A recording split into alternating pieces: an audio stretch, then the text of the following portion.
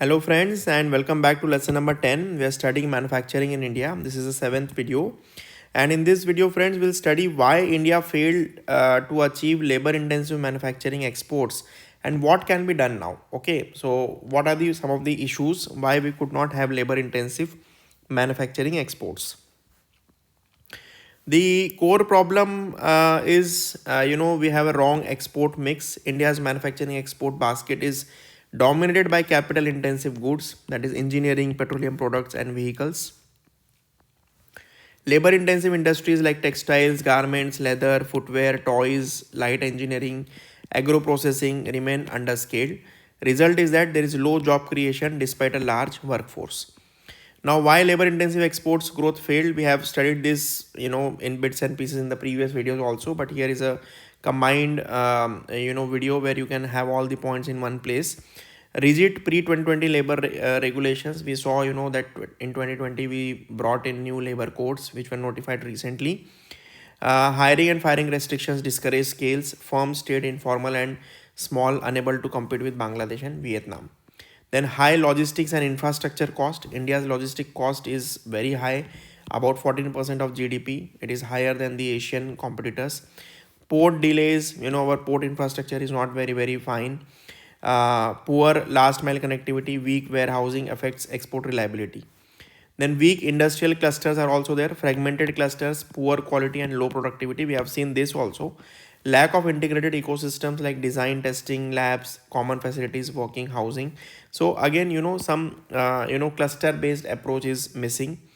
Land and compliance delays are there. Slow land acquisition, multi-layer clearances are required which delay factory creation.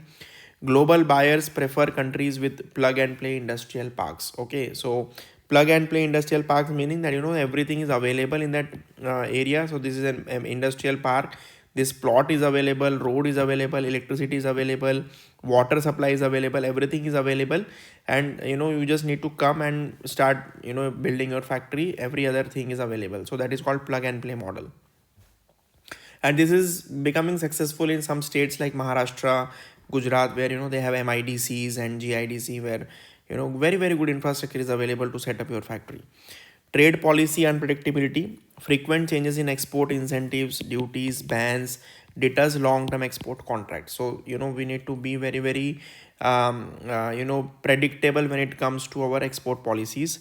Skill mismatch is another problem. So we don't have sufficient skills to work in these new age industries. Shop floor skills like stitching, finishing, assembly are underdeveloped. Training ecosystems weaker than East Asia. So we need to learn from these countries. Then global competitiveness is also a problem. We are facing a huge competition from these countries which are doing far better in scales, basic infrastructure, logistics cost, etc.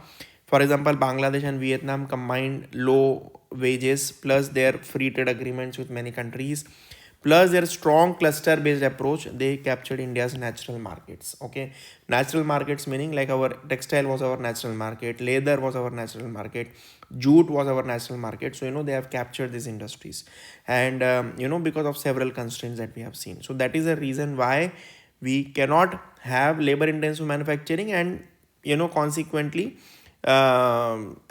labor intensive exports also. So these are some of the reasons summed up here in this video for you.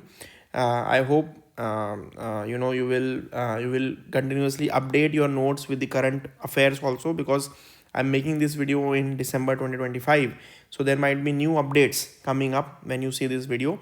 Please always try to update yourself with current affairs. Okay, thank you very much. We'll continue in the next video.